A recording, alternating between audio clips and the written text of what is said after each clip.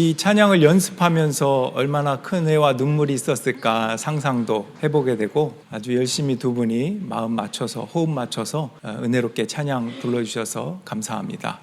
오늘 말씀이 빛으로 오신 예수님입니다. 교회력이라고 하는 게 있어요. 대림절로부터 교회력은 시작이 됩니다. 대림절, 성탄절, 주현절, 사순절, 부활절, 성령 강림절, 감사절. 대림할 때 한국말로 물론 한문이지만 기다릴 때자, 임할 임자. 그래서 그분의 오심을 기다리는, 강림을 기다리는 것이 대림절입니다. 강림절이라고 말하기도 하지만 강림절은 성령 강림절이 있기도 하고 성탄을 기다린다는 대림, 대자가 들어가기도 해서 강림절보다는 대림절을 많이 쓰고 있는 형편이긴 합니다. 둘 다 괜찮아요. 강림절이든 대림절이든. 대림절은 성탄이 되기 전 4주를 이렇게 대림절로 시작을 합니다. 영어로 애드벤트라고 하는데 이 애드벤트가 두 가지 의미가 있어요.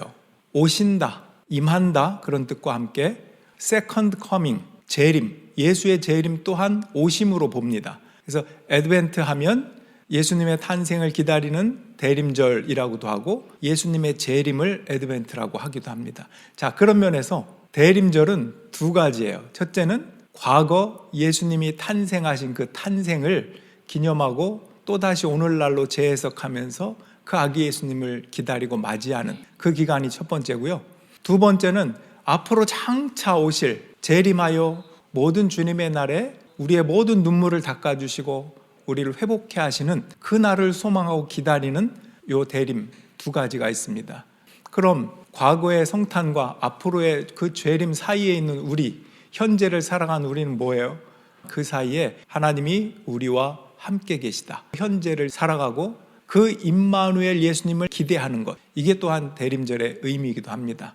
약간 현실적으로는 이제 12월이기 때문에 성탄을 기다리는 의미가 조금 더 클 수도 있다. 이렇게 생각하면 될 것 같습니다. 자, 그러면 대림절은 누구를 기다리는 시간일까요? 예수님입니다.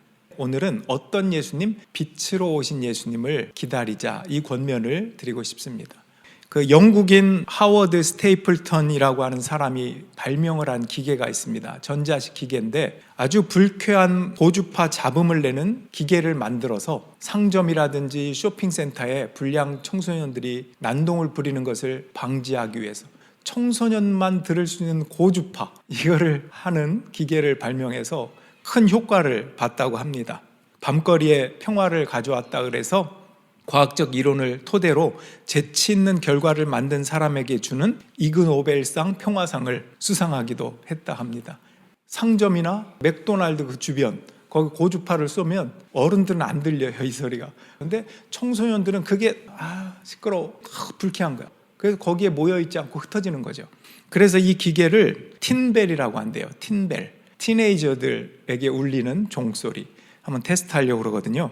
연령별로 어떻게 되는지 궁금하긴 합니다. 소리가 들린다 생각하면 얼른 들어주세요. 자, 해보겠습니다. 자, 들리시는 분 손 들어주세요. 오, 여전히 들리는군요. 아니, 들리세요? 이 소리가? 자, 그럼 더 올려봅니다. 이건 안 들리죠? 아직도 들려요? 지금 앉아있는 다른 어른들은 무슨 영문을 몰라요, 지금. 지금 들리나요? 티네이저들은 18,000Hz까지 듣는답니다. 유아는 19,000, 2만까지도 들린대요. 50대는 한 12,000인가 그렇고요. 40대는 14,000, 30대는 16,000 요 정도. 청소년은 18,000까지. 지금 테스트 우리가 했지만 안 들리는 분이 많았거든요. 안 들린다고 해서 그 소리가 있어요, 없어요?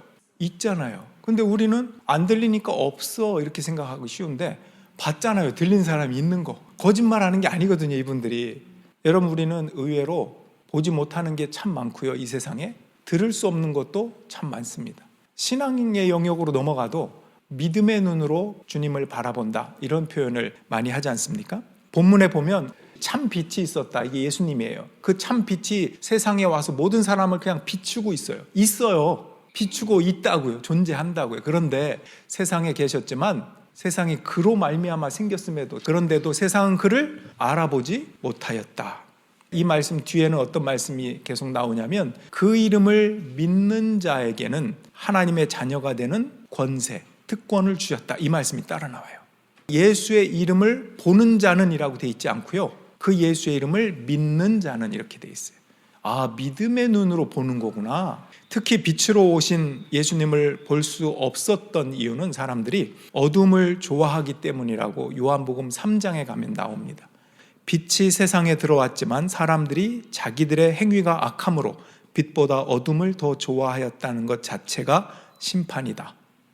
남의 것을 뺏고 싶어 하는 마음, 미워하는 마음, 질투하는 마음, 우월감을 느끼고 누군가를 밟고 일어서고 싶은 마음, 이런 것들이 다 어두운 마음들입니다. 과연 어두움의 문제를 해결할 수 있는가 할 때는 어두움은 결코 해결할 수 없습니다. 무엇만이 어둠을 해결할 수 있죠? 빛입니다. 빛이 비칠 때만 그 어둠은 사라질 수 있어요. 우리 안에 어둠이 있는데 내가 어떻게 해서든지 이 어둠을 벗어나 볼 거야. 아무리 발버둥 쳐도 우리는 그것을 벗어날 수 없어요. 빛 대신 주님을 바라보고 그 빛이 내 안에 비춰져야만 우리는 그분 안에서 자유로움을, 해방을 맛볼 수 있다는 것입니다. 여러분 한번 상상해 보세요. 예수님의 빛이 나에게 비친다는 상상을 해보세요. 내 어두운 마음들이 환하게 밝아지고, 내 가정이 밝아지고, 내 자녀와 배우자가 밝아지고, 온 세상이 밝아진다는 것을 한번 상상해 보세요. 얼마나 귀하고 아름답습니까? 고린도후서 4장 6절에 있습니다. 어둠 속에 빛이 비쳐라 하고 말씀하신 하나님께서 우리의 마음속을 비추셔서 그리스도의 얼굴에 나타난 하나님의 영광의 빛을 깨닫게 하셨습니다. 하나님이 빛을 비춰주시니까 우리가 어둠에 머물지 않고 빛 대신 주님을 바라보고 알아보고 깨달을 수도 있는 것입니다. 하나님이 태초에 처음 하신 말씀이 뭐였죠? 빛이 있으라. 우리의 마음에 빛을 비추시면 우리 안에 있는 그 어떤 열등감도, 그 어떤 우월감도, 그 어떤 어두움도, 그 어떤 상처도 치유될 줄로 믿습니다. 말라기 4장 2절에 보면 이런 말씀이 있어요. 내 이름을 경외하는 너희에게는 의로운 해가 떠올라서 치료하는 광선을 발할 것이니. 그럼 치료하는 광선, 그 빛을 비춰줄 것이다, 이것입니다. 물론 상처의 완전한 치유, 그것은 아까 재림 얘기했지만 그분이 오시는 날 우리의 모든 억울함과 우리의 흘리던 눈물도 다 회복시키시고 모든 상처도 아물게 하실 것입니다. 우리의 삶이 정당했다라고 하는 평가, 그런데 이 소망이 마지막 그 재림 때만 있는 게 아니라 임마누엘로 살아가는 이 현재의 시점에서도 예수님이 우리와 함께 하시기 때문에 그 빛 대신 주님을 바라보면 그분의 빛으로 인도함을 받고 우리가 해방과 자유와 치유를 경험할 수 있다라는 그 소망을 잃어버리면 안 된다는 것입니다. 그래도 이 땅에서 상처를 받고 살아간 우리의 현실이 있다는 것도 우리는 인정하고 알고 있습니다. 여러분 생각해 보세요. 난 어떤 상처가 있는가? 내 안에 어떤 상처가 있지? 내 안에 어떤 어두움이 있지? 예수님이 빛을 비춰주실 때 비로소 내가 이렇구나 하는 것을 알거든요. 어둠 속에서 찾아봐야 내가 뭐가 어두운지 볼 수 있나요? 빛이 비칠 때, 그래서 내가 이게 문제구나, 이게 아픔이구나, 내가 이게 부족하구나 라고 고백하고 기도하고 회개할 수 있는 사람은 크리스찬인 거예요. 그분의 빛이 있으니까 볼 수 있고 깨달을 수 있기 때문에 그렇습니다. 여러분 어떤 상처가 있어요? 내게 상처를 준 사람이 떠오르나요? 박재연이라고 하는 여성 강사가 있어요. 이분은 크리스찬이고요. 사실은 사랑받고 싶었어, 이런 책을 쓴 분인데 이분이 이런 말을 한 적이 있어서 제가 기억에 남고 여러분과 쉐어하고 싶습니다. 사람은 자기의 욕구에 따라서 다 제각기 다르다는 거예요. 예를 들면 하루 종일 집에 있어라 그러면 어떤 사람은 그게 편한 사람이 있고 어떤 사람은 지루한 사람이 있대요. 여러분에게 누군가 나오지 말고 하루 종일 집에 있어 그러면 여러분 좋아요, 싫어요? 네, 다 달라요. 너무 편하고 좋아요 이런 분도 있고 너무 힘들고 지루해요 이런 분이 있고 각각 다르거든요. 그러면서 이렇게 얘기합니다. 놀고 싶은 사람에게는 지루한 것이고 쉬고 싶은 사람에게는 편안한 것이다. 이렇게 욕구에 따라 다르다. 그 욕구가 달라서 불만과 상처가 생기는 것이지 누가 내게 상처를 주었다라고 사람에게 초점을 맞추지 말아라. 상처는 환경의 문제라기보다는 내 욕구와 관련된 문제다, 이것입니다. 저는 이 얘기를 듣고 저도 생각을 해봤어요. 여러분은 음식을 좋아하세요? 많이 드세요? 조금 드세요?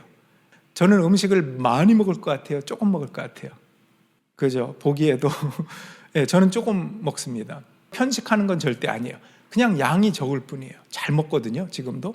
고등학교 때 하숙을 했어요. 홈스테이를 하는데 저보다 더 깡마르고 먹기 싫어하는 후배가 있었습니다. 1년 후배가 있었는데 어느 날 저에게 뭔가 큰 발견이라도 했듯이 형 그러면서 왜 그래 갑자기 그랬더니 왜 그랬더니 형 내가 하숙집 아줌마가 눈치 못 채게 밥을 남겨도 그래도 어느 정도 먹었네? 라고 하는 느낌을 가질 수 있도록 남기는 방법을 깨달았다는 거예요.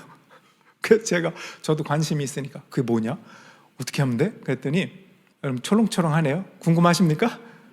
다음 주에 공개할까요? 그 아이가 그러는 거예요. 형, 밥그릇이 있잖아. 밥을 먹을 때 남길 거면 수직으로 남겨야 돼. 수평으로만 남기면 안 먹은 것 같아 보여. 근데 반 딱 수직으로 남기면 그래도 꽤 먹었네? 이렇게 보인대요. 그리고 또 하나 팁이 있대요. 뭐냐? 그랬더니 그 수직으로 된 밥 위치가 이렇게 하숙집 아줌마 쪽으로 돌려놔야 아줌마가 보기에 이쪽은 비어 보인다네요. 건너편에. 요 바로 앞에는 숨겨서 안 보이는 거지. 무슨 의미인지 아시죠? 그거를 발견했다고 뭐 기뻐가지고 저한테 와가지고 그렇게 얘기해요. 여러분 또 예를 들어볼게요. G.O.D의 노래 어머니는 짜장면이 싫다고 하셨어. 아시죠? 여러분 이 어떤 사람에게는 어머니도 짜장면을 좋아하셨는데 어린 나를 챙겨주느라고 먹고 싶으신 그 짜장면을 못 드셨구나 하고 이 소중한 짜장면 하면서 커서도 짜장면을 좋아하는 사람이 있는 사람이 있어요. 반대가 있어요. 야, 그때 그 가난 지긋지긋하다. 짜장면만 보면 트라우마가 생겨서 지금도 짜장면 안 먹어. 이런 사람이 있어요. 또 이런 케이스가 있어요. 어떤 사람은 어머니는 짜장면에 밥까지 드셨어. 그러면 진짜 황당하다. 어린 나를 안 챙기고 엄마만 드셨어. 이렇게 상처받는 기억을 갖고 있는 사람이 있고요. 또 어떤 아이는 엄마 진짜 유쾌했어. 어떻게 나는 뒤로 하고 엄마 먹겠다고 그렇게 밥을 드시는데 정말 재밌었어. 이런 기억을 갖는 사람이 있어요. 자기의 욕구가 어떠냐에 따라서 다르다는 얘기를 지금까지 한 것입니다. 똑같은 상황이어도 그것을 어떻게 받아들이냐에 따라서 다를 수 있다는 거예요. 여러분은 여러분의 상처와 아픔들을 어떻게 받아들이는 편입니까? 같은 경험을 해도 어떤 사람은 상처가 아닌데 어떤 사람에게는 상처예요. 물론 지금까지 얘기한 어떤 욕구의 문제를 떠나서 정말 그 나쁜 사람에게 상처를 받은 케이스도 분명히 있습니다. 지금 그 얘기를 하는 건 아니고요. 대부분의 경우가 내 욕구의 문제가 정말 많더라. 이런 연구를 이 박재현이라는 분이 강의를 했다는 것입니다. 그런 면에서 우리는 상처를 준 사람을 떠올리기보다는 상처받았던 그 당시에 나의 욕구와 나의 상태가 어땠나 이걸 이렇게 한번 들여다보는 훈련도 필요한 것 같아요. 나는 정말 많이 먹고 싶다고 하는 욕구가 있었던 상태였는데 그게 정말 중요한 사람이었는데 또는 나는 정말 인정받고 싶었는데 내가 원하는 인정의 욕구만큼 들어주지 않은 것뿐인데 나는 그 욕구를 채움받지 못해서 비난을 그 사람에게 돌렸구나. 그게 배우자가 될 수도 있고 부모님이 될 수도 있고 심지어 자녀일 수도 있죠. 내 마음대로 핸들링 안 되는 자녀. 물론 핸들링 하려고 하면 안 되겠죠. 어쨌든 내 모든 관계 속에서 그 사람에게 그 핑계를 대고 그 사람에게 상처받았다라고 이렇게 판명내는 우리의 이런 습관들이 있다는 것을 돌아보자라는 것입니다. 근데 사탄은 많은 경우에 내 욕구는 숨기고 내 욕구를 채워주지 못한 그 사람을 비난하도록 자꾸 방향을 튼다는 거예요. 근데 하나님은 너무 그쪽으로 돌리지 마. 너 자신을 봐. 너의 어두운 욕구가 충족되지 못했을 때 너는 그것이 싫어서 다른 사람을 탓하는 그런 것들이 있는지 한번 살펴봐. 하나님의 빛을 한번 비춰봐. 그럴 때 우리는 그 빛 가운데서 나의 스스로의 모습도 깨달아갈 수 있다는 것입니다. 근데 그 빛이 누구냐? 예수님이라는 거예요. 우리 요한복음 8장 12절 한번 보겠습니다. 예수께서 다시 그들에게 말씀하셨다. 나는 세상의 빛이다. 나를 따르는 사람은 어둠 속에 다니지 아니하고 생명의 빛을 얻을 것이다. 예수님 말씀하시기를 나는 세상의 빛이다. 여러분은 빛의 자녀라고 하는 그 담대함을 가지십시오. 로마서 13장 12절입니다. 우리가 어둠의 일을 벗고 빛의 갑옷을 입자. 갑옷이라고 하는 게 전투용이에요. 물론 수비용이긴 하지만 전투할 때 입는 옷이 갑옷입니다. 자꾸 어둠이 틈타니까 이거를 빛의 갑옷으로 막자는 거예요. 사단이 주든 누군가가 막 나를 공격해요. 너는 쓸모없는 인간이야. 어둠의 권세로 나를 무너뜨리고 상처를 더 심화시키는 그런 것들이 내 안에 있을 때 탁 막는 거야. 빛의 갑옷을 입고 너 오지 마. 신앙생활 한다는 것은 전에는 내가 죄를 컨트롤하지 못했는데 이제는 컨트롤할 줄 안다. 이런 내가 의인이 되는 그런 걸 말하지 않습니다. 갑자기 천사가 돼서 막 날개가 달려가지고 그런 상태가 신앙생활이 아닙니다. 내가 여전히 죄인이고 여전히 무너질 수밖에 없는 약한 존재지만 내 주인은 예수님이야. 승리자이신 그 예수님, 그분을 주인으로 삼느냐의 문제가 신앙생활이에요. 빛 대신 그 주님을 내 안에 모시고 받아들이냐, 이 싸움이지 내가 의인이 되려고 하는 싸움, 이것은 아닙니다. 물론 크리스찬으로서 거룩함을 이루려고 애쓰는 모습은 있어야 되죠. 그러나 그 애씀이 완벽한 상태로서 애씀이 아니고 그렇게 하나의 과정으로서 여전히 그 예수님을 붙잡고 의지해야만 이루어갈 수 있는 거룩함인 것입니다. 그분은 내려오고 내가 주인 상태에서 거룩함을 산다? 있을 수 없는 일이죠. 그것은 신앙생활이 아닙니다. 처음에 테스트한 것처럼 우리는 귀로, 눈으로 듣고 볼 수 없는 것들이 이 세상에 많이 존재합니다. 여러분은 부모님의 보신 적 있습니까? 여러분의 눈으로 못 보셨죠? 그분들이 이 땅에 살아 계셨다는 증거 있습니까? 그거 어떻게 믿습니까? 부모님이 계시고 내가 존재한다는 것을 통해서 그분들이 계셨겠구나, 10대 손조들이 있었겠구나 하는 것을 압니다. 여러분들이 생일이 언제인지 어떻게 아셨어요? 태어날 때 응애하고 달력 보셨어요? 누가 알려줬습니까? 엄마 아빠가 알려줬어요. 너 생일은 이때란다, 너 이때 태어났단다. 그거를 봤습니까? 그냥 듣고 믿은 거예요. 부모님을 신뢰하기 때문에 내 존재, 내 생일을 믿고 받아들인 것입니다. 그런 면에서 예수님이 나와 함께 계시고 살아계시다. 비록 내가 육성으로 음성을 듣지 못하고 내 시선으로 그분을 보지 못했다 할지라도 믿음의 눈으로 내가 존재하는구나, 하나님의 비춰주신 그 빛 가운데 내가 변화하고 어둠을 싫어하고 이제는 하나님을 사모하는 쪽으로 주님을 주인으로 모셨더니 그렇게 되고 있구나, 이런 나의 모습을 통해서 하나님이 존재하시네, 그 믿음을 또한 그렇게 가질 수도 있다는 것입니다. 지금 주님은 나와 함께 하셔서 내 삶의 모든 역사를 이끌어 가신다는 것을 믿으시기를 주님의 이름으로 축원합니다. 여러분, 오늘 말씀을 정리해 봅시다. 어두운 이 세상에서 빛을 내가 바라보겠다. 어둠 가운데 스테이하지 않고 머무르지 않고, 여러분 잘 보세요. 빛이 있으되 왜 세상이 그를 알아보지 못했을까? 빛을 등지고 있어서 그래요. 빛을 등지면 어떻게 해요? 내 그림자만 보여요. 내 그림자, 내 어둠만 보고 살아요, 평생 동안. 근데 돌려서 빛 대신 주님을 향하면 우리는 내 그림자가 아니라 빛이신 주님을 바라볼 수 있습니다. 우리의 그림자가 없다는 게 아니에요.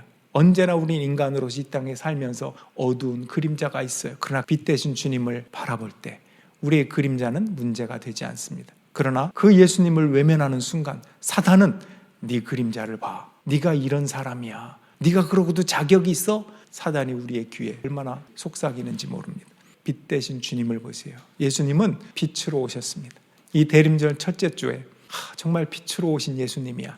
내 어두운 마음도 주님은 비춰주셔 그분을 향할 수 있는 저와 여러분들이 다 되시기를 주님의 이름으로 축원합니다. 우리 자리에서 일어나셔서 찬양 드리겠습니다.